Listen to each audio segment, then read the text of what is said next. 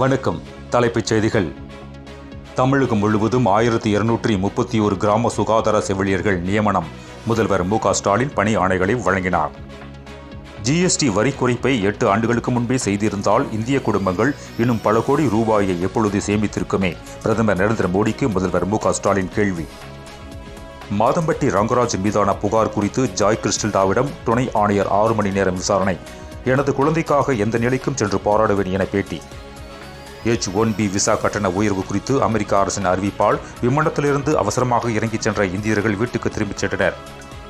திருவண்ணாமலை அருணாச்சலேஸ்வரர் கோவில் டிசம்பர் 3ஆம் தேதி மகா தீபத்தை முன்னிட்டு இன்று பந்தக்கால் நடப்படுகிறது. காதல் விவகாரத்தில் வாலிபர் ஓட வெட்டி கொலை. சிறுமியின் தந்தை, தம்பி உள்பட 4 பேர் கைது. திமுக ஆட்சியில் போதைப் பொருட்கள் விற்பனையால் இளைஞர்கள் போதைக்கு அடிமையாக சீரழிகிறார்கள். குன்னூர் பேருந்து நிலையம் அருகே மக்கள் மத்தியில் எடப்பாடி பழனிசாமி பேச்சு. குலசேகரப்பட்டினம் முத்துராமன் கோயில் தசரத திருவிழா கொடியேற்றம் கோலாகலம். ஏராளமான பக்தர்கள் தரிசனம் செய்தனர். காரைக்குடி மாநகராட்சி நிர்வாகத்தை கண்டித்து அதிமுக கவுன்சிலர் கழிவுநீருக்குள் இறங்கி போராட்டம். மக்கள் பணிகளை செய்யாத அதிகாரிகள் மீது நடவடிக்கை எடுக்க வேண்டும் என பேட்டி.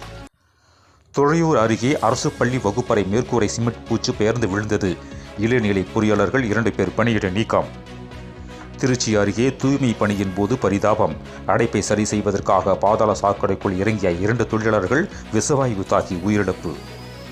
பொதுமக்களிடமிருந்து பெறப்படும் மனுக்களை விரைவாக பரிசீலனை செய்து நலத்திட்ட பணிகளை முடிக்க வேண்டும். அரசு துறை அலுவலர்களுக்கு துணை முதல்வர் உதயநிதி ஸ்டாலின் அறிவுறுத்தல். மேலும் விரிவான செய்திகளுக்கு அரசியல் ராஜ்யம் மின் இதழை படியுங்கள். நன்றி, வணக்கம்.